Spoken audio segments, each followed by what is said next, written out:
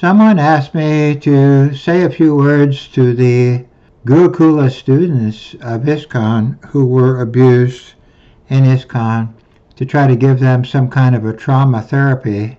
And that's a tall order. I'm not sure I can do anything about that. But what I would like to do is put things in historical perspective as much as I can for them. And hopefully that will be giving them at least some therapy so they can understand the bigger picture of how all this came about. Let's just start with the fact that most devotees who joined in the 60s and 70s were from the hippie generation. And Prabhupada said that I want to make the hippies into happies. So the hippies were a group of people, a lot of them were living in hippie communes or hippie areas like Haight-Ashbury here in San Francisco. But what happened in Haight-Ashbury is that eventually prisoners were getting out of prison and they were just coming to the Haight-Ashbury and they found out they could commit crimes even in broad daylight, and the hippies would not call the police. The hippies didn't like the police. They thought the police are part of the sinister New World Order, and so the police were just agents of the corrupt government. So calling the police was just working with the corrupt government. We shouldn't call the police. Okay, the criminals figured that out pretty quickly, and they pretty much took over the whole Haight-Ashbury area. So eventually the city found out that Haight-Ashbury had a humongous crime problem because the hippies weren't reporting any of the crimes. So it was a big problem. So the city brought 25 new police cars, hired 100 new police, and started a whole new force to patrol the Haight-Ashbury, which includes the Golden Gate Park area. So the city had to take action to try to fix the problem of the hippies being kind of not very cooperative with law enforcement. So the same thing happened in ISKCON. A small cabal of criminal type people, I would say headed up by Tamal Krishna Goswami, Jayapataka Swami, Rameshwar Swami, and others. They seized control of the society, and all kinds of criminal behavior started to explode all over the society. And no one wanted to call the police because the police are part of the corrupt New World Order. We can't be messing around with them. So the same phenomena began to happen in ISKCON that had already been going on in Haight-Ashbury, except we didn't have any police force coming to fix our problem. So in other words, if a parent found out their child had been molested, reporting it to the leaders was not effective, and the only alternative was to report it to the law enforcement agencies, and they were reluctant to do that. And they didn't do that. So there was supposedly several thousand molesting victims. Some victims have told me that that was the number they estimate of victims. So all of these parents did not report any of this to the authorities, just like the hippies didn't report anything to the police in Haight-Ashbury. It was the same mentality going on there. Now, when I was interviewed in 1986 by a woman from CBS television, she said if I had seen a guy sitting on a big golden throne covered with the hands of a couple dozen little boys, and he was obviously in pedophile heaven, in other words, she was talking about Kirtananda Swami, she says, I would have taken that person off the seat myself. I would have gone up there and pulled him off. And I don't care if I would have been harmed or even killed. I would not allow that to happen in my church. So that is the difference between her and most of the devotees. And so she asked me, how come no one is doing anything about this? This is obviously pedophile heaven. And instead of fixing the problem, they're all singing Jaya Bhaktipad. They're all going along with this. Why is no one doing anything? And she said, I understand your Bhagavad Gita says you have to get justice done when you see injustice. Well, I am not a big student of the Bhagavad Gita, but I understand you can't allow this type of thing to go on in your church, or there's going to be all kinds of problems. You can't allow a person who is obviously a pedophile to be worshipped as good as God in your religion. So you could just sum it up by saying this woman had more backbone and more intestinal fortitude and more courage than most of the devotees at that time. So the devotees couldn't see the problem because they had compromised with the corrupt leaders at that time. So unfortunately, that meant the children had no protection. And the same things were going on in many other parts of ISKCON. Children were being abused, parents found out about it, and the parents would not, could not, did not report it to anybody. And so it just went on and on and on. Now, I did help a woman sue ISKCON for her children being molested, and immediately all the ISKCON people went against her. They said she was a demon, and of course I was a demon for helping her and all the rest of it. So they made it very difficult for the parents to get any justice on the child abuse issue or any other criminal issues. There was all kinds of other crimes going on. None of that was being reported by the devotees. So when I was trying to get something going to counteract the child molesting, I was demonized, and in fact, I was working with Sulochan. He was assassinated. I would have been assassinated, except the FBI stepped in and reported death threats to me to the Berkeley police. The Berkeley police put a tail on me. And so when 3 Gundas came from West Virginia to take me out, they were arrested by the Berkeley police. In other words, I would have been killed for trying to challenge the child abuse situation. And that's because there was just no resistance to the child abuse situation. I wasn't getting any support, or barely any support, from the massive devotees. They just didn't care about the situation. Now, one time when I was in Berkeley, a group of devotees, about 30 men, were walking down the street, and they were all wearing these Hanu men t-shirts. We're the Hanu men. So I went up and said, oh, great, I need some men over at the temple now. I'm having this problem counteracting Hansaduda and all the crimes and problems going on at the temple over there. I'm glad I found some men who are going to help me. And they said, oh, well, we can't go to the temple. I mean, it's too dangerous over there. Are you kidding me? Hansaduda and his people, they're very dangerous people. We can't confront them.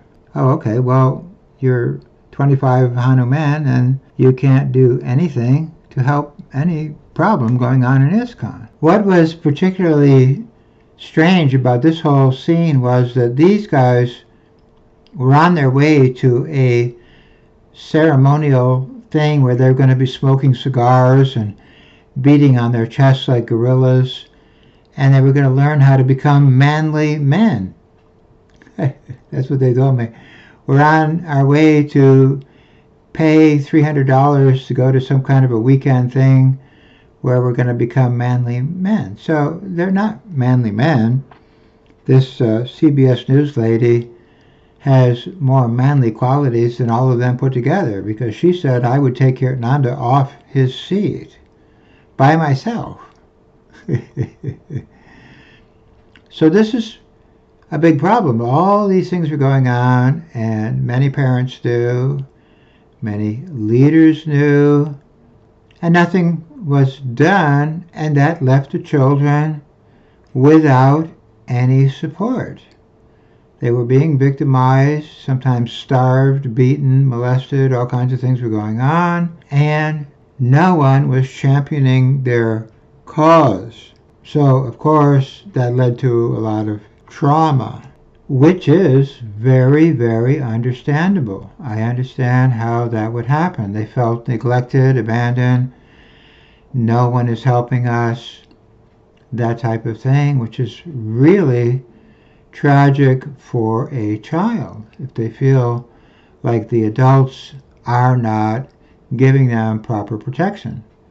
They're on their own. That is not a healthy situation for a child ever to have to experience. Even if times are bad for a child, if at least the child feels he's getting support from the adults in the situation, that's very helpful. But if things are bad and no one is helping, that multiplies the misery many, many times. Now, I'm not trying to say that the parents didn't care about their children. They did care to some extent, maybe to a great extent, but they didn't understand the dynamics of what needed to be done to help the children at that time. They just didn't get it, just like the hippies in Haight-Ashbury did not understand how the Haight-Ashbury was getting taken over by the criminals. Anyway, all that being said, now ISKCON has started some trauma therapy type things for these ex-Gurukula students. But from my perspective, that's not very helpful because a lot of the people in ISKCON who are part of ISKCON who are giving therapy were or are part of the problem. They're not really identifying that, the leaders of ISKCON have been a big component to creating the child molesting webs, nests, and infrastructure. So they're still cooperating with the leaders, trying to give therapy to the victims. It's a little bit like the cigarette companies, giving some counseling to people who have lung cancer now. The cigarette company hires a person to give therapy to their victims. Yeah, but you're never going to get a complete understanding from the therapist who is hired by the cigarette company. Now, another thing that's happened with the children of ISKCON is many of them had their parents run off to Narayan Maharaj, and so they ran off to Narayan Maharaj. There's a group of them here locally, and Bhagavan went to Narayan Maharaj and he brought a bunch of the local children into that group. But Narayan Maharaj is also not a solution. He was a big supporter of the GBC Guru program, big supporter of Tamal. He was in Texas when I was in Texas, getting the lawsuit up and running. Narayan Maharaj was my worst critic. So the children went to Narayan Maharaj for shelter, but he was one of the biggest cheerleaders of the whole regime that was causing them all the trouble in the first place. You can't go to the cheerleaders of the leaders who are running the Auschwitz for Kids concentration camp and expect to get any significant help from that group. So Narayan Maharaj, he claimed he wanted to talk to me. He invited me to his ashram. He left me sitting for the whole day. He refused to talk to me, and then he ran off to India to go hug Kirtanananda. Well, wait a minute, Kirtanananda is one of the perps and one of the leaders of the regime. So he has no time for us, but he has plenty of time for them. And he had Saint Radhanath come over to his ashram, and he had, favorable relationships with all of those people. So he's having favorable relationships with the leaders of the Gurukula concentration camp. That's not helping the victims of the concentration camp. But I don't really blame the children for going there. Their parents went there, and so they went there later.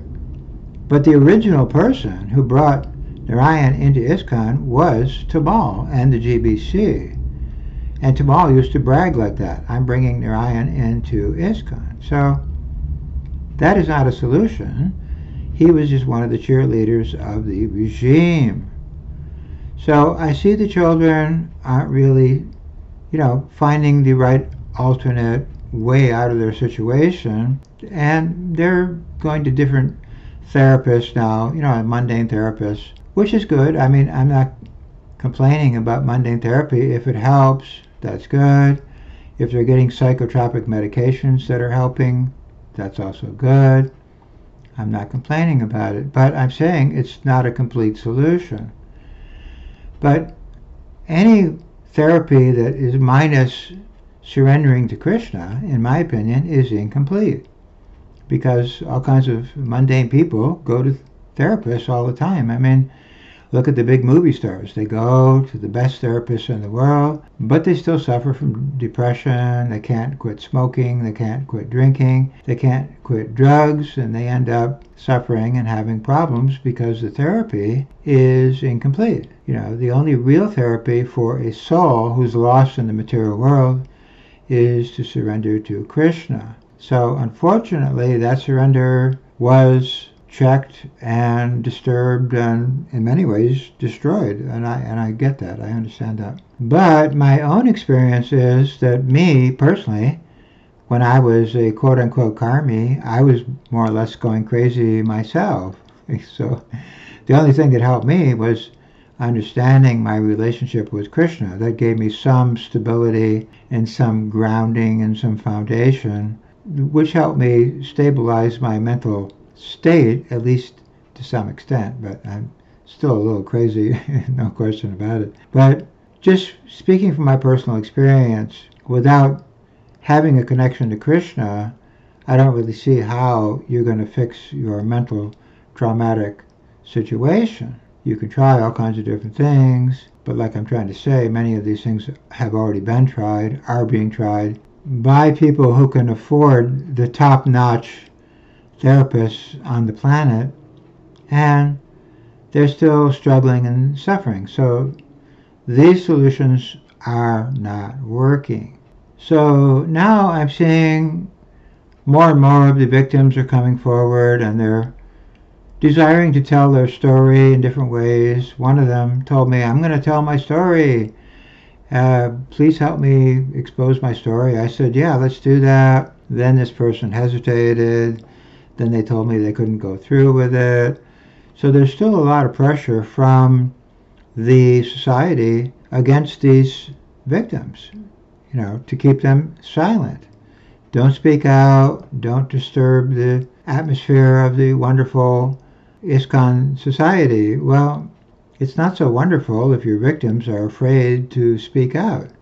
So there's fear, a lot of fear going on here. That is not a good sign. And I've seen this repeatedly. The victims are talking about maybe exposing their story eventually, but this has been going on for 20 years, 30 years. So that means there's still a lot of repression going on.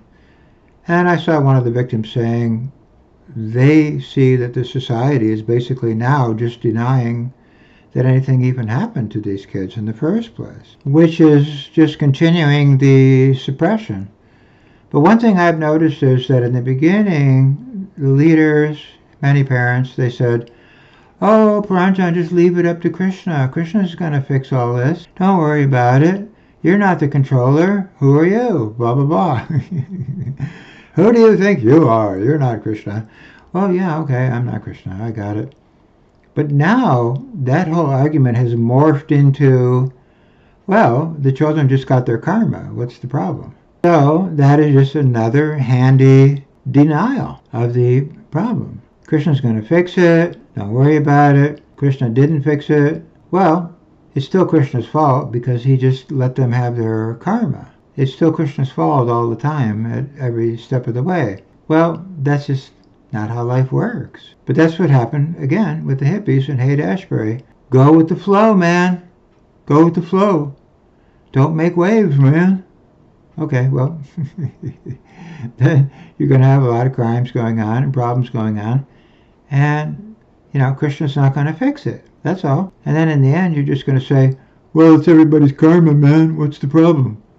Well, these are all hippie-doodah ideas. This is, impersonal Mayavad idea. Everything, shit happens. Not a very advanced philosophy. No, you have to be responsible for yourself and your society and the children of your society and all the rest of it. You can't just let it go with the flow. It's not going to work. It means you're not taking responsibility for ISKCON and for the children of ISKCON. And to say the children just got their karma is, stabbing the children in the back again. That's not helping the situation at all. So it's re-victimizing the victims. And I'm noticing how that's happening. So, it's avoiding confronting the situation. You didn't confront the situation in the first place. You're still not confronting it. It's just karma.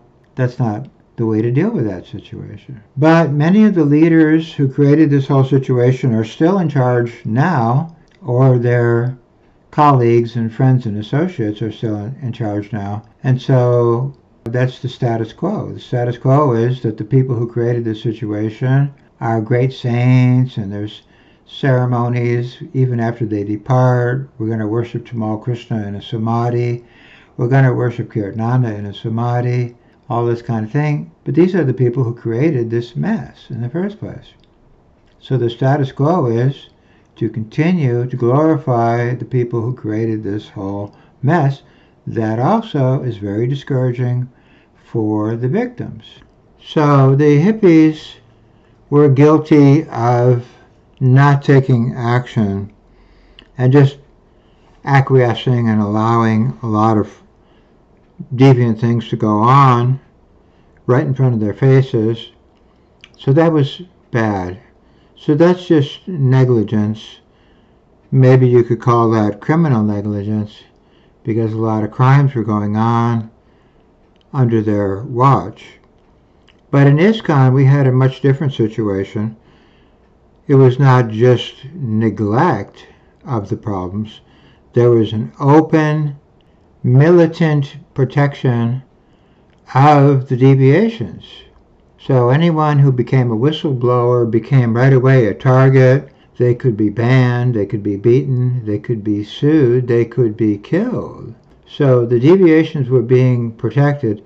So that made it much worse and much harder to correct the situation. And what happened by 1997, children were taking their lives. There was a growing suicide epidemic. So I helped put together a lawsuit to just reduce the suicides and maybe also get hundreds of kids pulled out of the GBC schools, where many kids still were there in that situation. And in fact, I had heard really bad reports about Mayapur, that the molesting was just getting industrial scale over there. So I helped put together a lawsuit to alleviate that problem. And right away I got tremendous flack from parents. Parents were screaming in my face, "Oh, you're destroying ISKCON." Okay, but your kids are committing suicide. Your kids are getting molested. Isn't that a problem? So what is the problem for these people? And then we had Narayan and his group, like Sanat and Mukunda, and eventually later Prahlad and the HKC Jaipur and the Prabhupada Nugas, EU, Mathurapati, these types of guys. And they said, yeah, what's the problem, Pranjan? Yeah, kids are committing suicide, they're being molested, but you are offending the golden body of Srila Prabhupada. Oh, it's horrible. Okay, so I am making offenses to the golden body of Srila Prabhupada. Wait a minute. Children are being molested, children are committing suicide, and you think that is the golden body of Krishna? Hello, there's your problem right there. That's how this was defended all this time, because people thought, oh, we can't really expose all the molesting and all the problems going on here with these children, because that is destroying the golden body of ISKCON. Well, that is not ISKCON. I'm sorry to have to report that. That is a satanic cult, and some of the kids told me it was Auschwitz concentration camp for kids, and some of the victims told me it was satanic ritualistic child abuse and even child sacrificing. going on. I mean, I can't prove that was happening, but why would anybody even say something like that? So bad things were happening to children. And it was always being packaged as ISKCON and the golden body of ISKCON and all the rest of it. So that is one of the reasons all this stuff just went on and on and on and on. So basically, the kingdom was burning, and most of the devotees just left. They just abandoned the ship, let the kingdom burn, and the children who are in the burning kingdom are just going to suffer. There's no way of fixing that, no attempt to fix that. And then the leaders, one by one, they just also left. Harikesh resigned, Rameshwar resigned, Bhagavan resigned, Bhavananda resigned, Jayatirtha resigned, Hridayananda resigned, Sasvarupa resigned, Kirtanananda resigned, Umapati resigned, Jagadisha resigned, Dear Krishna resigned, Tripurari resigned, Adikeshwara resigned, and then Niranjan Swami and Indradyumna Swami and Trivikram Swami and Bhakti Vikas Swami and people like that just moved out of town. They just left the West. Shiva Ram Swami started a farm in Poland or something. So they just moved all their operations to places where people didn't even know what was going on. Now, people from those areas like Poland, Czechoslovakia, and India, they're writing to me going, what the heck? No one told us all this stuff was going on. So they just took their snake oil selling program to another fresh location to find fresh victims who didn't know what was going on.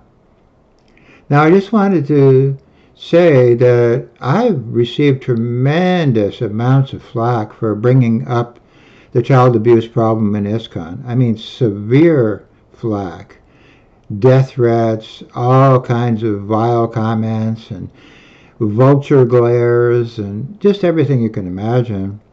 They've thrown everything, including the kitchen sink, at me. So what would happen to a victim? A child is a victim of this situation. They're trying to bring forward their complaint, and they're just looking at what happens to somebody like me, and they're going, holy crap. As soon as we even try to bring up the subject, we're going to get stomped into the earth, which is what they feel is happening to them. They're not being heard, and they're right. They aren't being heard, and yeah, they are being stomped into the ground. The difference is I'm like an old crusty guy who is like a junkyard dog. So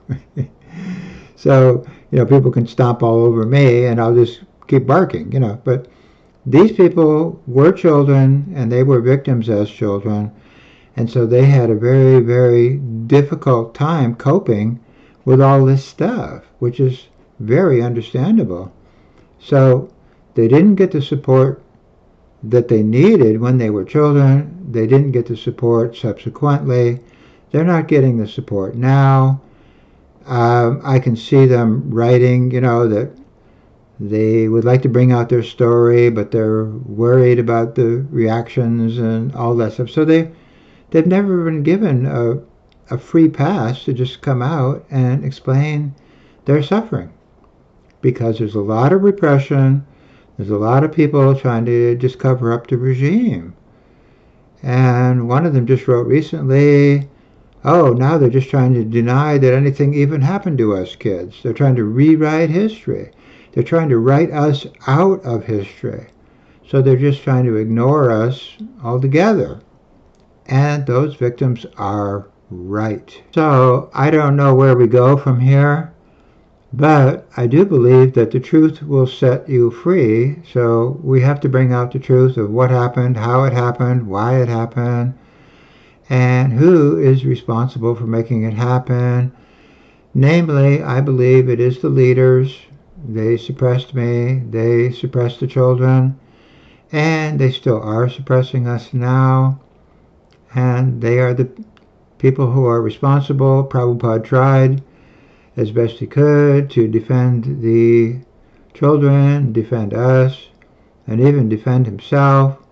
I believe he was poisoned by this group, and he was the original victim of this situation. I believe that. And then, everyone else became a victim subsequently after that. And until all of that is understood and realized and digested, then the problem won't really be solved.